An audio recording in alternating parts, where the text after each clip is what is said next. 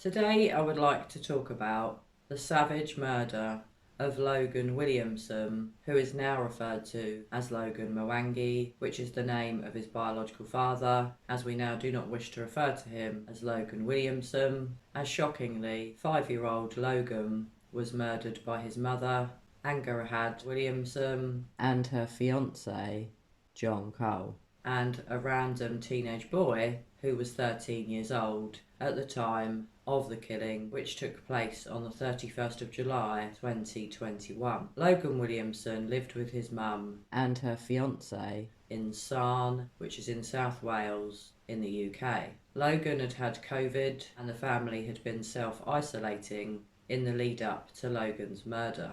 Disgustingly, John Cole dumped his body in a river not far from his home. But what's really disturbing is his mother tried to claim that he'd gone missing, even though she was involved in Logan's murder.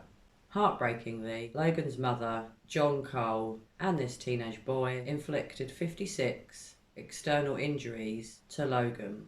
It was said that the injuries were so severe it looked like Logan had either been in a high-speed car crash or that he'd fallen from a very, very high height.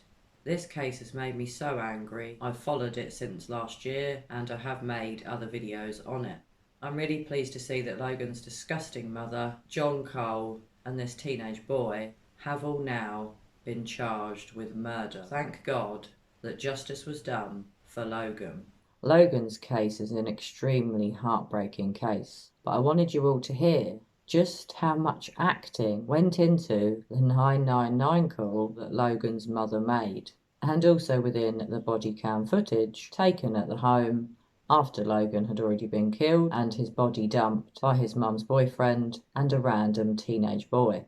Please help me, please. Where are you? My son's not here. My boyfriend's not here.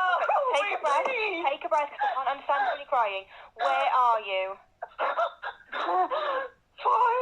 Lower Lancashire, Freddie, the son. Lower what, sorry? Lower Lancashire, Freddie, the son. Said somebody is not here. Who's not there? My son, he's alive. He's not here. Okay, take a breath.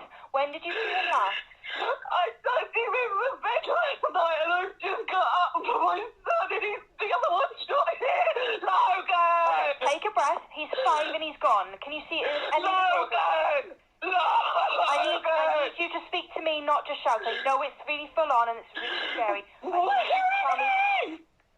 What's his name? Is his name Logan? Logan Williamson, please. And he's 5. Is he 5, did you say? He's 5, please.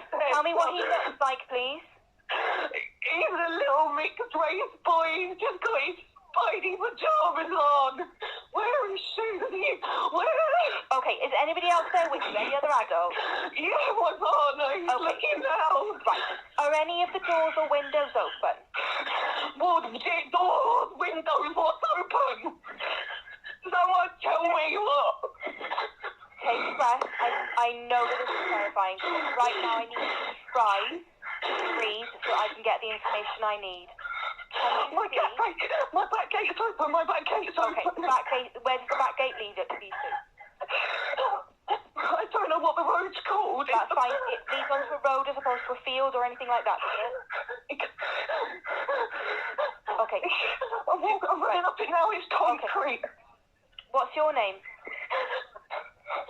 You've got to look at him now.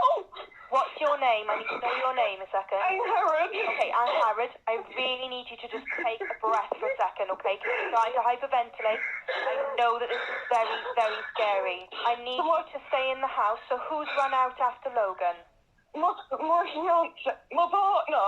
Your partner has. Okay. So Dad's gone out looking, yeah? What's Dad's name? John Cole. He's stepdad, but virtually dad. I appreciate this is a really difficult thing to listen to, but I hope you have listened and taken note of just how much acting can go into a 999 or a 911 call. And look at this poor excuse of a human, a poor excuse of a mother, a disgusting, disgraceful individual who thought it was okay to kill her own son and then cover it up and try and lie about it to the police. This does go on a regular basis. Most children that go missing are killed by their parents or someone in their family. The statistics don't lie. It is a fact of life. People kill their own children. I know it's not pleasant, but I feel this needs to be highlighted so you can see just how much this poor excuse of a mother lies, deceives, and acts upset about her son's death. This woman disgusts me. The man involved that killed Logan as well disgusts me. And the teenage boy, who I presume is also a psychopath, also disgusts me. I found that 999 call extremely difficult to listen to, especially knowing that this woman killed her innocent son, Logan, who was only 5 years old and didn't deserve to die. He deserved to be loved and shown care and respect, but heartbreakingly, Logan never got love or respect or care from his mother. He just got beaten, starved, and abused, and ultimately killed. This case really has touched me. It really breaks my heart what happened to Logan, but I do feel that I need to highlight the acting skills of this woman because some people bought this performance. I can't say I did, but I do feel you need to see the lengths that some people will go to try and make people believe that they are innocent. I'm allowed to see my biological son. Look, He is unconscious. Why is he unconscious? listen, I don't know. Right now, the best thing... All I'm getting is answers like this. Why is no one telling me what's I going on? don't know.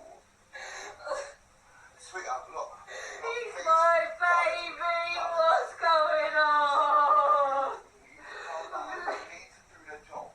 Yeah? I do. I'm not saying it's not reasonable.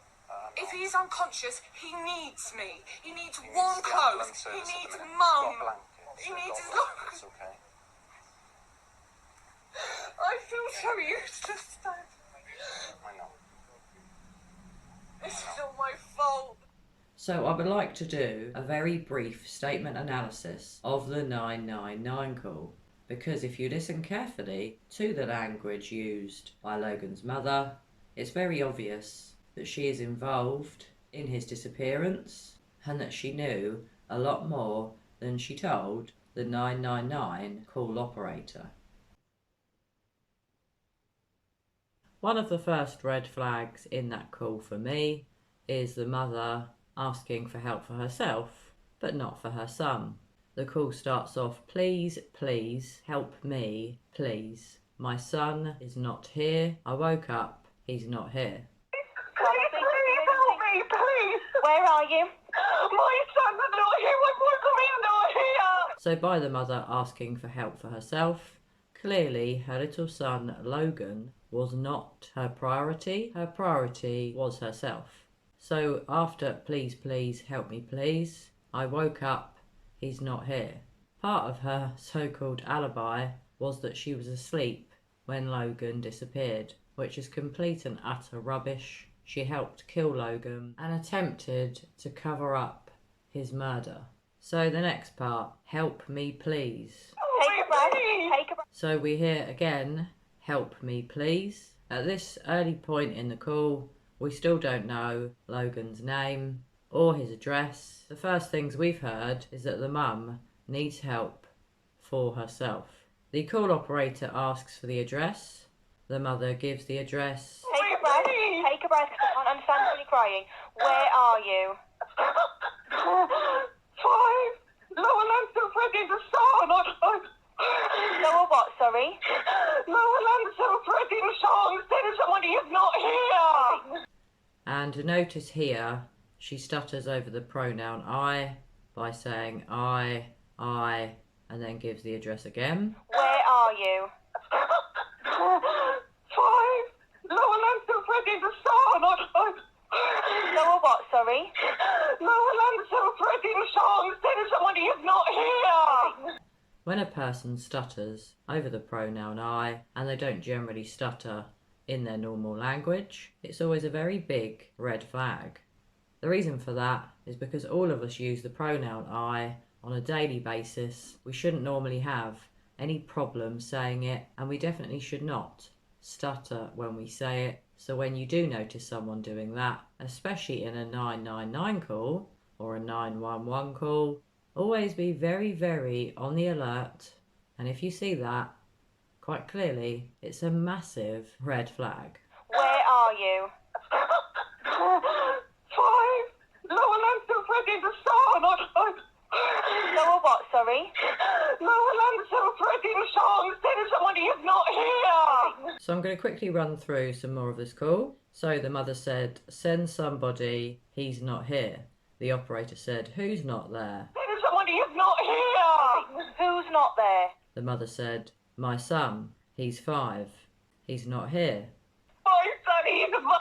He's not here. Okay. So note here, the mother yet again does not say the son's name. We still haven't heard that Logan is missing, just that her son is missing. That's clearly distancing language, and the reason for that is because the mother is trying to distance herself well away from the murder, the sickening murder of her son that she was a part of. So the operator then says, when did you see him last? Take a breath. When did you see him last? The mother says, I tucked him into bed last night and I've just got up and my son, the other one's not here. And then the mother screams, Logan, Logan, Logan 3 times. I tucked him in the bed last night and I've just got up for my son and the other one's not here. Logan! Take a breath. He's 5 and he's gone. Can you see any Logan! I need you to speak. And this is the first time we hear Logan's name. In a call with an innocent parent, we'd expect them to say, my son, Logan Williamson, is missing in the very first sentence. We don't expect to hear the name Logan quite a way into the call, and it's very obvious why the mother wasn't saying his name at the start of the call, because she was trying to distance herself from her son and his murder. The operator then says, what's his name? Is his name Logan? I need you to speak to me, not to shout. I know it's really full on and it's really scary. I need you to tell me. What's his name? Is his name Logan? The mother then says, Logan Williamson, please send someone. Logan Williamson, please like- someone. The operator says, is he 5, did you say? The mother says, he's 5, please send someone. Is he 5, did you say? He's 5, please. Tell me what he looks. The operator then says, tell me what he looks like, please. The mother says, he's a little mixed race boy. He's just got his Spidey pyjamas on. And then you can hear her talking to someone in the background, the mother, saying, where are his shoes? Have you? And then she doesn't finish that question. Tell me what he looks like, please. He's a little mixed race boy. He's just got his Spidey pyjamas on. Where are his shoes? Where? The operator then says, is there anyone else there with you? Any other adults? The mother says, yeah, my father. He's looking now. Okay, is anybody else there with you? Any other adults? Yeah, my partner. He's Okay. looking now. The operator says, right. Are any of the doors or windows open? Right. Are any of the doors or windows open? The mother then says, door, windows, what's open? Someone tell me what. What? Doors, windows, what's open? Someone tell me what. Now interestingly here, if I had a missing son and I wasn't involved in his murder, I would imagine I'd get up off my own arse and have a look to see what doors and windows were open. Instead, to me, this mother is getting other people to look for her. Unless she has a very old-fashioned phone where she can't move away from the phone, i.e. an old-fashioned landline and not a mobile phone. The operator then says, take a breath. I know this is terrifying. Right now, I need you to try to breathe so I can get the information I need. Take a breath. I know that this is terrifying. Right now I need you to try to breathe so I can get the information I need. Can you see? And then the mother butts in. My gut bake, my back gate is open. My back gate is open. So at the start of that sentence, the mum gets back gate confused and initially says, my gut bake. Clearly, that would be because of anxiety, in my opinion, and because she was under a high level of stress. My gut bake. My back gate's open, my back gate's open. The operator then says, okay, where does the back gate lead to? My back gate's open, my back gate's open. Okay, back gate, where does the back gate lead to? The mother says, I don't know what the road's called. I don't know what the road's called. The operator says, that's fine, it leads onto a road as opposed to a field. That's fine, it leads onto a road as opposed to a field or anything like that, does it? The mother then says, and this is interesting, okay, I'm walking. And then she changes that to, I'm running up. Okay. I'm running up it now, it's concrete. So that was, okay, I'm walking, and then I'm running up. Did Logan's mum then think, oh, perhaps I should be running because my son's missing instead of walking, so that's why I think that was changed, so it looked like the mother was desperate to find her son and wasn't just casually walking to her back gate. Okay. I'm running up it now, it's concrete. So just going back to that, the mother says, okay, I'm walking, I'm running up, it's concrete. The operator says, okay, what's your name? The mother then says something that in my opinion is inaudible.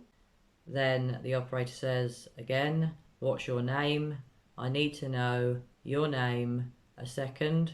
The mother says, Angarad. What's your name? I need to know your name a second. Angarad. The operator then says, okay, Angarad, I really need you to just take a breath for a second. You're hyperventilating. I know that this is very, very scary. I need you to stay in the house. So who has run out after Logan? Okay, Angarad, I really need you to just take a breath for a second, okay? Because you're starting to hyperventilate. I know that this is very, very scary. I need you to stay in the house. So who's run out after Logan? The mother replies, my fiance, my partner. So who's run out after Logan? My fiance, my partner. So I found that very interesting.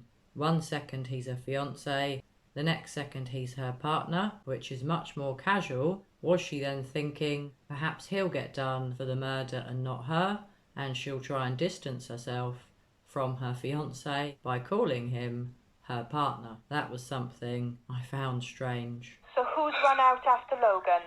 My fiance, my partner. So the operator then says, your partner has... Okay, so Dad's gone out looking, yeah? What's Dad's name? Dad's gone out looking, yeah? What's Dad's name? The mother replies, John Cole. He's stepdad, but virtually Dad. Dad's gone out looking, yeah? What's Dad's name? John Cole. He's stepdad, but virtually dad.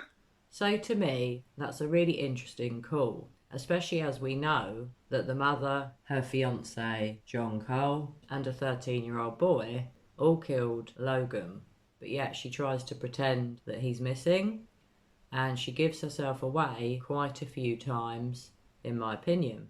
First and foremost, Logan clearly was not her priority because she asked for help for herself numerous times and not for help for Logan, who was apparently missing. She doesn't begin the call by stating that her son Logan was missing. She does later scream his name 3 times, but the operator still has to ask, what is his name? Is it Logan?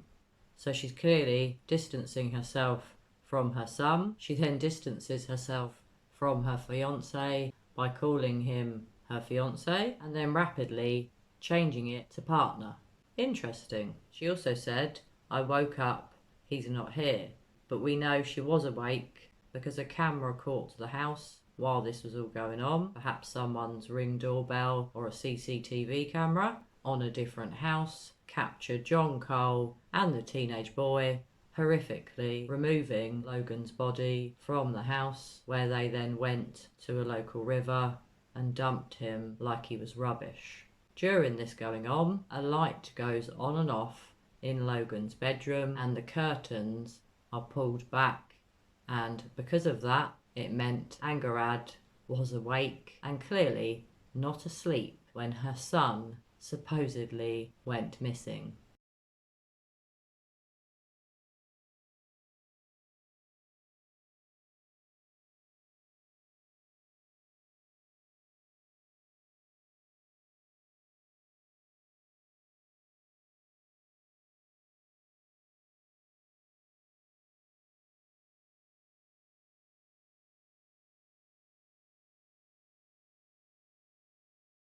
This woman makes my blood boil. I get very, very angry when I hear of cases like this. She clearly did not deserve to ever have children. So to me, because her son was not her priority, that is very, very telling. She didn't want to get up and check the windows or doors for herself. And why was that? Because she knew what had really happened to her son, and it would have been pointless to get up and maybe tire herself out by looking to check if any windows or doors were open. Instead, she gets her father to look for her, which I found really interesting and a big red flag. I also found it interesting that she starts to hyperventilate, really laying it on thick that she's very stressed about her missing son who's dead, who she helped to kill. Interestingly, she also said, I don't know what the road's called, about the road at the back of her home. Now, depending how long she'd lived there, I would have thought, being an adult, she would have known the name of the road. Perhaps she did know the name of the road and she didn't want to say what the name was to delay the police arriving or searching that area. It's also interesting when she's asked what her son looks like. She said, he's a little mixed race boy, he's just got his Spidey pyjamas on. She doesn't say how tall he is, she doesn't say what his build is, she doesn't say what he weighs, which obviously is quite important. She just says Spidey pyjamas. She doesn't say Spider-Man or what colour the pyjamas were. She also doesn't say how long his hair is. All of these things would be very important to find a missing child and to get flyers and posters made had he actually been missing. So do bear that in mind when parents of missing children make 999 or 911 calls and they don't bother to give any personal information about how their child looks, about their child's appearance, i.e. their hair colour, length, weight, height, etc. That's always, to me, a massive red flag. There is something else to note about this 999 call. The mother at the start of the call says please quite a few times. If we hear please and thank you, it doesn't necessarily mean the person is guilty of something, but it is weird when you're in desperate need of one or more of the emergency services. People don't tend to say please and thank you in the call because their need is urgent. Often you might hear a call where please and thank you isn't said at all. Hearing the mother say please quite a few times to me was a massive red flag because there wasn't any need to be polite. She just needed to get to the point that her son was missing, but all we heard really was that she needed help for herself, and heartbreakingly she didn't need help for her so-called missing son. Also, something that's interesting, she repeatedly says please send someone. She doesn't say the police. She doesn't actually say who she wants to come. If you had a missing child and you were innocent and you're the parent, you'd be pleading for as many police officers as possible to be sent to your address or to wherever you were located. But yet she just asks repeatedly for someone to be sent. I also found that very telling. Clearly, she didn't want anyone to come, especially the police.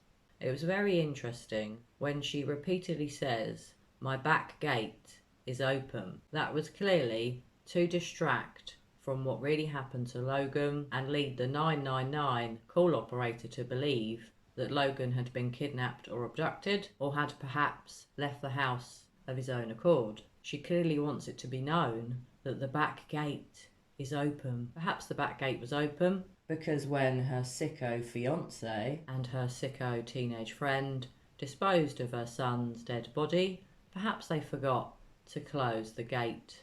Wow.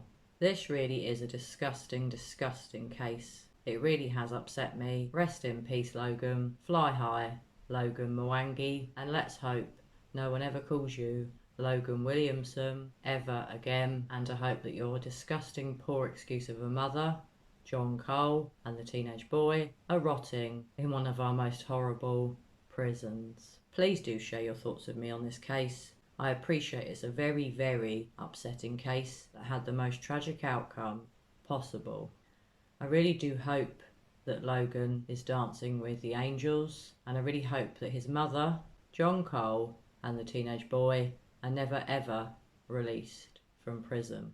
There was one other thing that I found very, very shocking, and that was Logan's mother admitted that it was her fault at the end of the body cam footage. That is very, very telling. If he's unconscious, he needs me. He needs warm the clothes. ambulance He service at needs the minute. mum. Got a blanket, He so needs his don't worry, love. it's okay. I feel so useless, Dad.